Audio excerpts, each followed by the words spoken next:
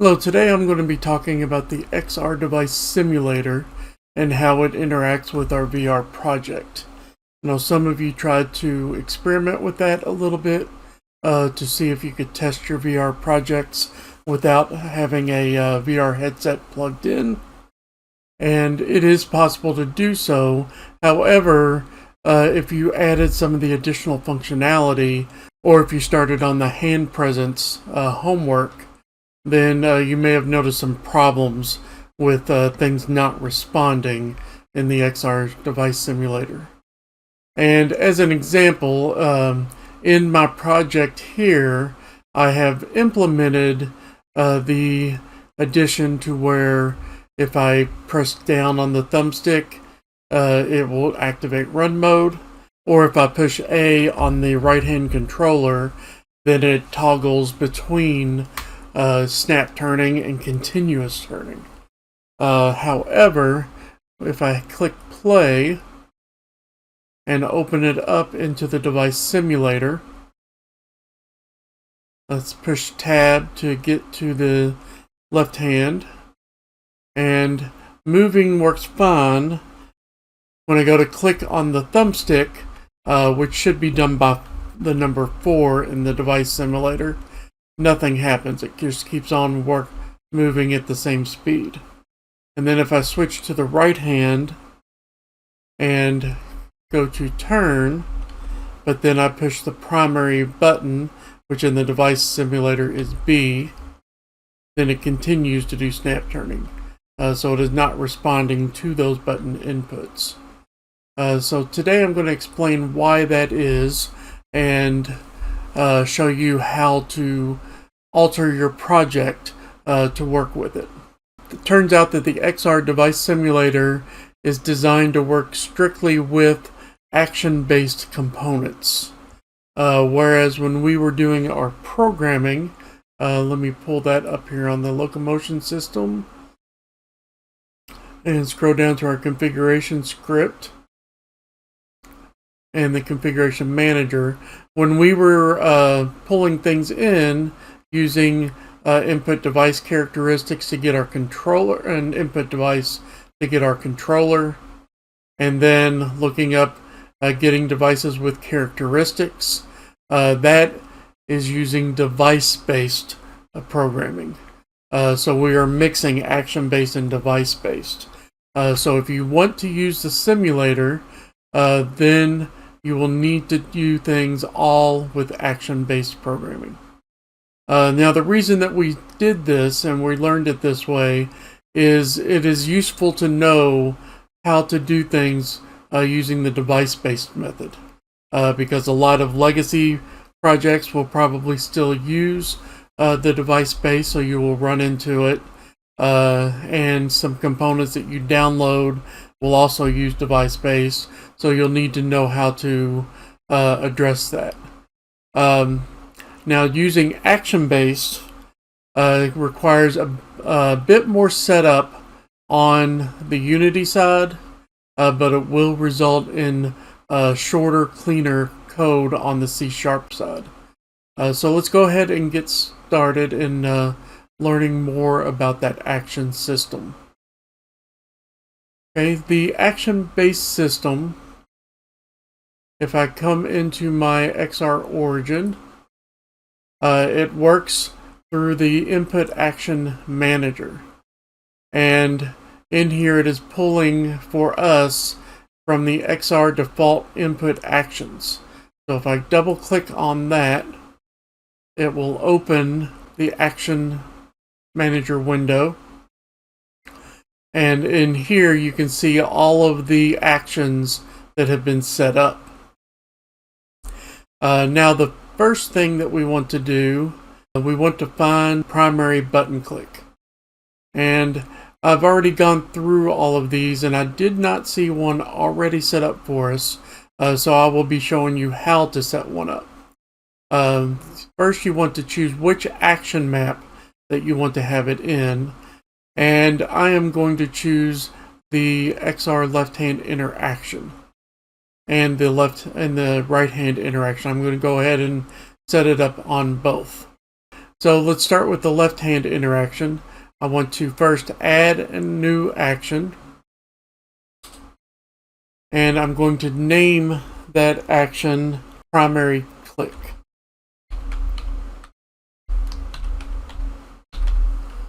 Okay, and now the action is going to be a button type, so that is okay.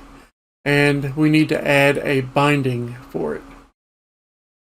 Okay, and so for the binding, I'm going to click the drop down in the path, and it is an XR controller, and then it is the XR controller left hand, and then usages, and primary button is the one we're looking for. Okay, and then we want to set it in a control scheme. The control schemes will allow us to enable or disable a group of actions all at the same time. And so I'm going to add it to the generic XR controller control scheme. Okay, and that finished it for the left hand. So let's do the same thing with the right hand. Again, I'm going to add an action, name it primary click.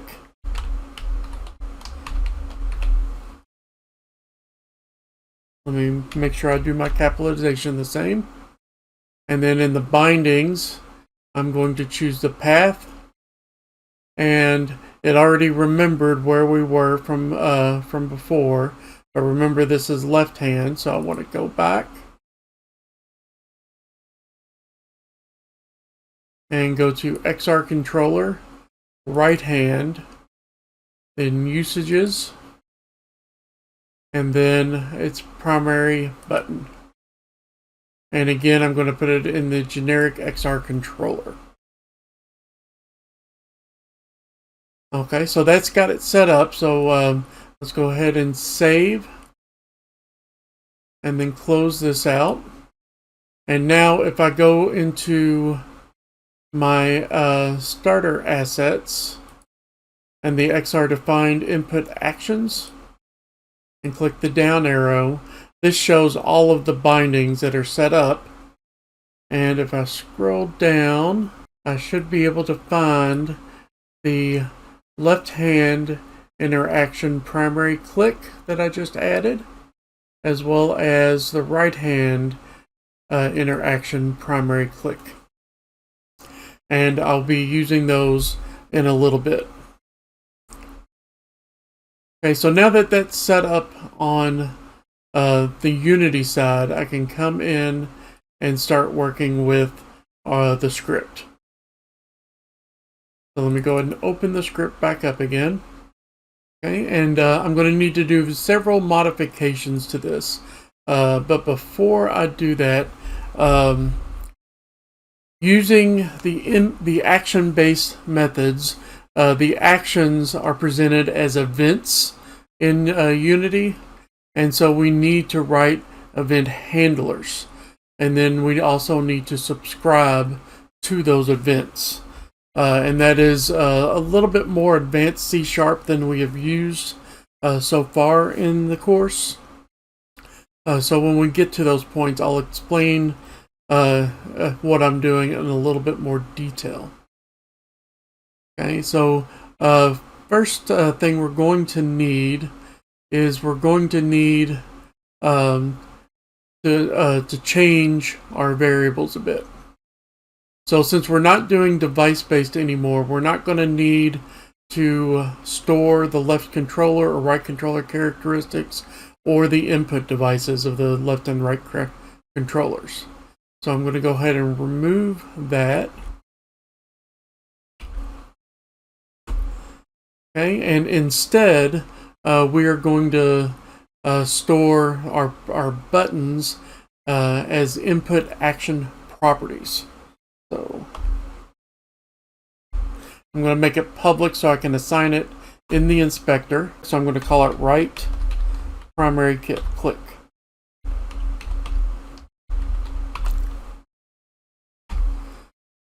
Okay, and because of the way the callbacks work, we are going to get an event when the button is pressed down, and we're going to get an event when the button is released.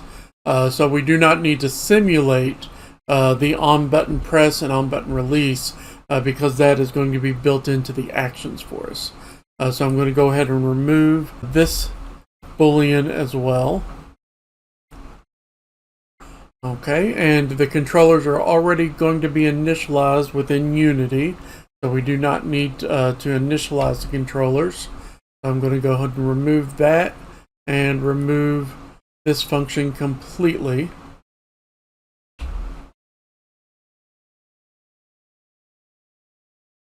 Okay, and again, we don't need to check to see if the controllers are valid, so I'm going to go ahead and remove that from my update as well.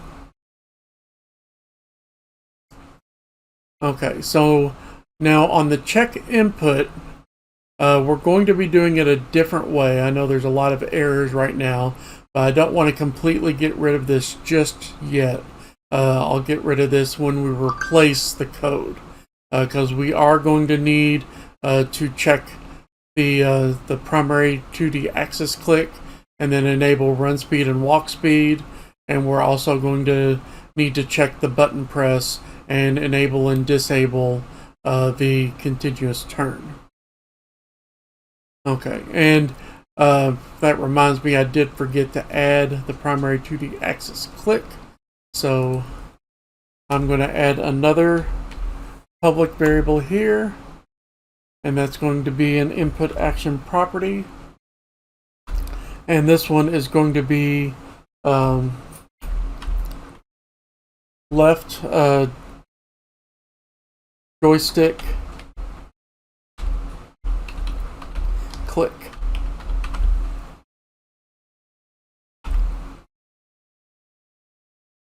So now I'll need to remember to set these in Unity once I switch back over. Okay, for now, what we need to do is we need to set up an event handler for our events, and we need to subscribe to those events. Now those are some advanced C# concepts, but it is fairly simple to actually do it. So let's first create a little room here, and now I'm going to create my callback. So I'm going to make a private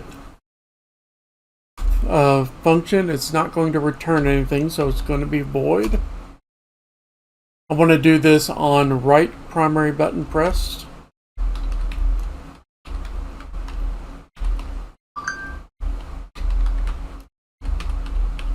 Okay, so that is what I'm going to name the function. And a callback function is going to return a context. We don't need to know what that does right now. We may use that later. But it's going to be input action.callback context, and we're going to just call it context. Okay, and so now in here we're going to do what we did when we had a right primary button press. So if I scroll down here, when the right primary button was pressed, we got our component, our continuous term provider base, and the enabled state, and then we set it to the opposite of what it currently was. And we did the same thing on the enable turn left right. So I'm going to copy these two lines,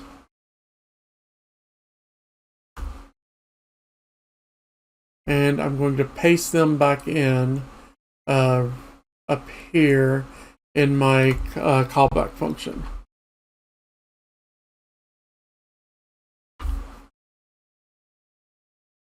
Okay, and now I'm going to need another function, and it's going to be for the joystick click. So another private void, and this was going to be on left primary 2D axis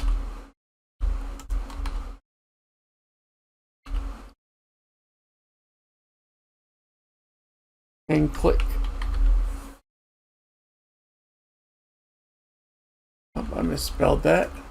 Axis, click. And again, that's going to need the input action and callback context. And we can call it context again.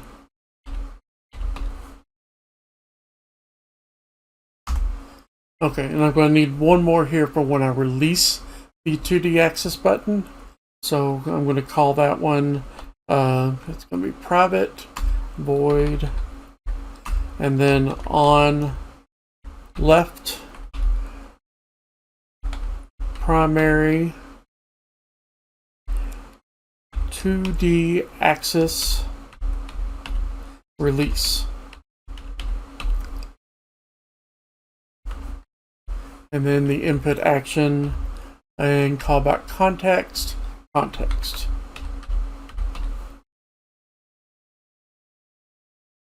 Okay, and now inside these two, misspelled void. There we go. Okay, and in these two, I need to put my click value, which was setting it to run speed.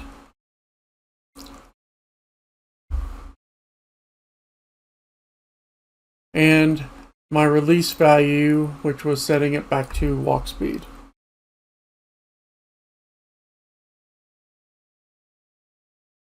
Okay, and now I no longer need this as a reference because I've already re-enabled all of these settings. So I'll go ahead and remove that.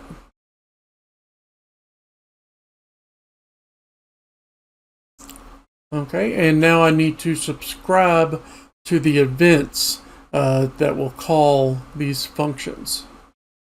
Okay, I'm going to do that in the onEnable method. So I'm going to start typing onEnable, and then once it's selected, I can push enter, and it will fill out the basics for me. And in the onEnable, I'm going to look for my actions to happen. First, it's going to be the right primary click, and then dot action, and then dot performed. Okay, and that's what's going to, that's the event that happens when you click down on the button. And to add my callback function to it, I'm going to do plus equals, and then the name of my callback, which is on right primary button pressed.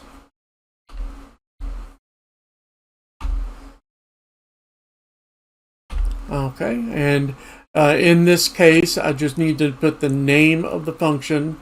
I don't need to put any parameter list. Okay, and then next, I need both when I click and when I release the joystick. So for the left joystick, action, and then performed, I'm going to add the on left primary 2D axis click, and then for the left joystick, action, and then canceled is what it's called when you release the button. So canceled, I'm going to add the on left 2D axis release.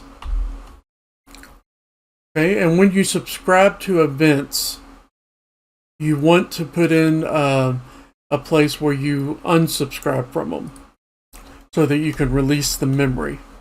So since we since we subscribed to them in onEnable, we're going to unsubscribe in the onDisable. So let's get the onDisable. And this code is going to be exactly the same as it is up here, with one slight difference. So instead of plus equals to add it, you're going to put in minus equals to remove it. Okay, so now that's got those all added.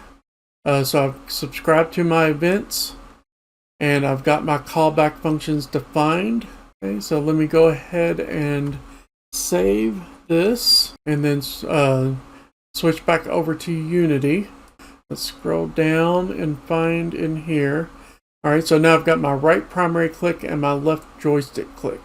So for both of those, I'm going to use a reference. I'm going to click use reference. And for the reference, I need to find the event, the action that I created. So right hand, so there's right hand, interactions, primary click. And I did not add the left joystick click because I thought it was already in here, but I'm not seeing it in the list now anywhere. So let's go ahead and open that back up and let's add it. So back to the interactions, let's add, and I'm going to do it just for the left hand here. So I'm going to call it joystick click.